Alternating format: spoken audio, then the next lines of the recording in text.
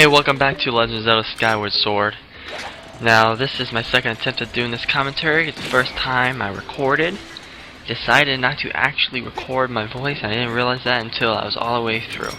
But we are here inside the fire sanctuary. This is the last dungeon, and kind of the part where we're collecting sacred flames to power up our master sword. So this is a fairly important dungeon, and it's also my second favorite dungeon in the game. First is the ancient cistern. Both of these are, to me, they actually have a feel of like a temple, which is what I like about it, because most of the temples in the Zelda series don't really feel like them, minus the Temple of Time, of course, and Twilight Princess, and maybe the Fire Temple in Ocarina of Time. But I mean, like the Forest Temple and Water Temple and even the Shadow Temple in Ocarina of Time, it didn't feel like they were actually temples. They just felt like buildings. One of them felt like a well. I'm sure you know which one I'm talking about. But the ancient cistern and this fire sanctuary, they actually legitimately look and feel like they are an area of religious connection. The designs and everything that Nintendo put into them is quite amazing, and I'm very impressed with some of their designs in this game. Any hoosers, the goal of this fire sanctuary is to, as I said, get the sacred flame. This would be Din's flame, because we're in the Elden province, and we're again going to be dealing with magmas. Now this is considered the fire dungeon. To me, it probably should have been considered the Earth Temple, and the Earth Temple should have been the Fire Temple. But I think Nintendo doesn't care, and they were just trying to come up with some way not to seem repetitive like they always are. This Mogma is like 1 billion years old, and he's going to give us a hint at what we need to do later on in the dungeon. It gives us a clue here at the end, and when I was playing this, I was beginning to wonder when I would actually see what he was talking about, but it doesn't actually come out till the very end of the dungeon. But it's a creative little puzzle that they have there. It's really neat. Anyways, one of the themes of this dungeon is water, and using water to progress. And we'll be seeing that several times. We already saw it a little bit earlier. We'll see that definitely a lot more later on. As you see, I mean, we're in this outside area here, and to me it looks like one of those Chinese like temples that we always see in the movies and all the martial arts stuff where people are training. I just think that's pretty interesting. Maybe that's just me.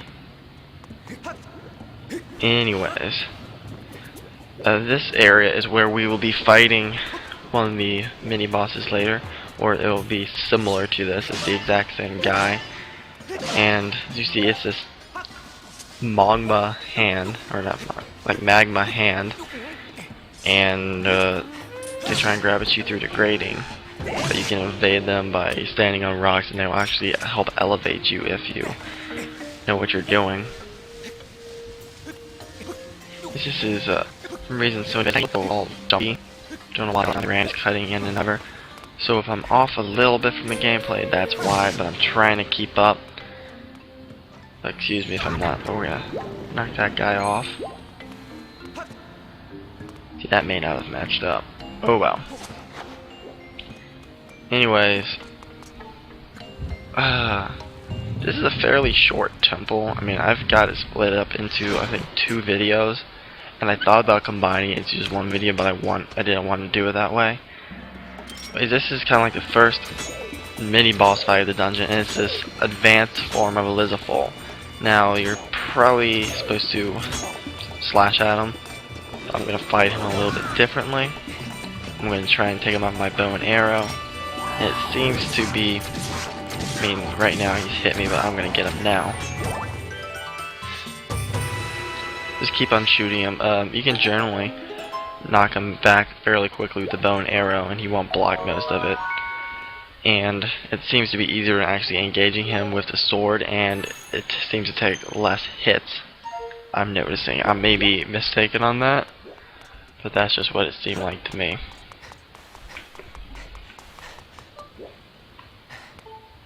Alright. So we got that guy gone, so we can go ahead and carry on into the temple. And we have ourselves an interesting room. As you can see, there's that area to the right there where this statue has his mouth blocked by, it looks like it can be bombed, so we have to find a way to get a bomb up to his mouth. And I'm going to suggest that you take out all the enemies here before you try to do this next part with the beetle, otherwise it'll be harder. Kind of get a sharp angle up. Once you scoot forward, I'm definitely going to take out some of these enemies before doing so, because I don't want them shooting at me, and like they're trying to now. Irritating.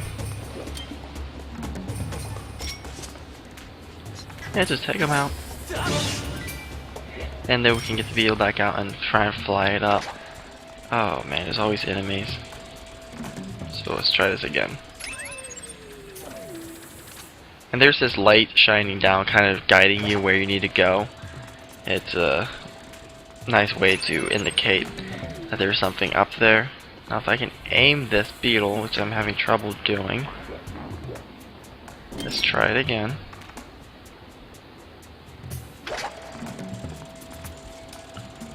Reposition. Alright, then you can get up there and there's bomb flowers that you can pick up a bomb and fly it straight into the statue I mentioned earlier. Just dive bomb it right into the thing, and that will burst open the rocks and cause the lava flow to continue. What this does is it allows us to knock down one of those plants, which will create a stepping stone that we can use, and now that the lava is actually flowing, it will take us to the other side of the room versus just standing still like it was doing before. So we're going to go ahead and do that.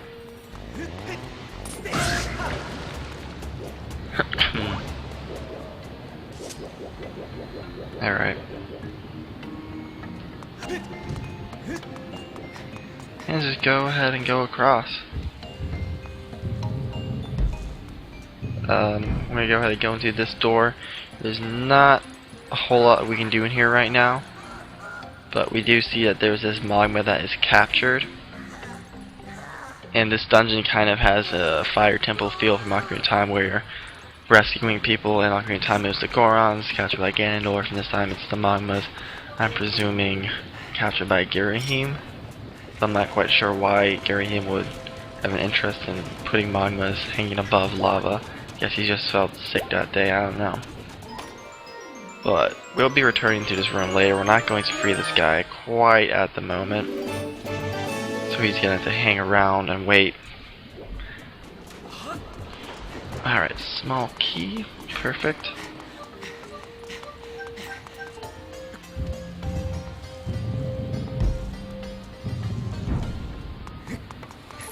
And here we go. We can go right into this other room now that we have a key. And with this, keep on going. You're gonna see there's a lot of these plants hanging in this room, and they do deal damage if you touch them.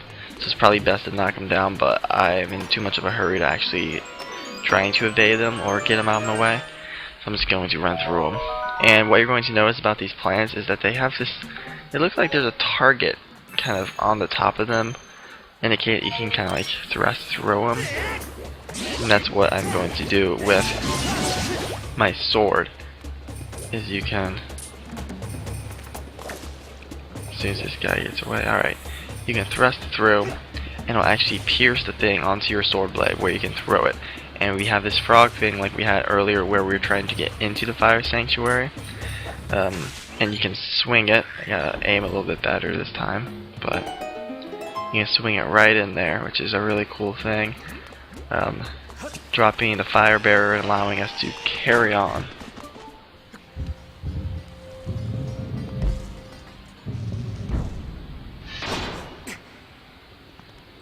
Alright, so now we're here in the mini boss room. Yes, this is more the true mini boss. And it is these hands that we saw earlier. There's two of them in here. What we need to do is just drop down. Again, go to one of the rock platforms to be elevated up, where you have these plants again. As I mentioned earlier, you can stab through them. And what you want to do is get one of the hands to rise up. And when they do, you swing the plant at them, which cools them down, turns them into rock, and you can slash at them. And then you rinse and repeat for the second one. No pun intended. Slightly a pun. Maybe not. Rinse and repeat. I'm talking about. Yeah, you get it. Haha, I'm a funny man. But not. And we can now take out this one. There's only two of them, so that's the end of them. Doing so will cause the lava to drop. I guess those hands somehow had some kind of telepathic connection to the lava raising up. I don't understand. But now the lava's been dropped down, this magma is no longer in danger. He's the one that we saw earlier hanging around. And we are now able to go right into this room and get ourselves some hearts now. If we pull this lever, he will drop right down to safety, and he's going to be fairly thankful for our assistance.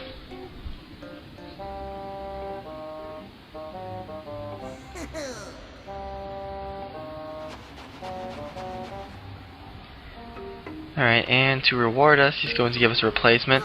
Right now we have the digging mitts, which just allows us to dig stuff up from the ground. He's going to give us the Mogma Mitts, slightly different, upgraded version.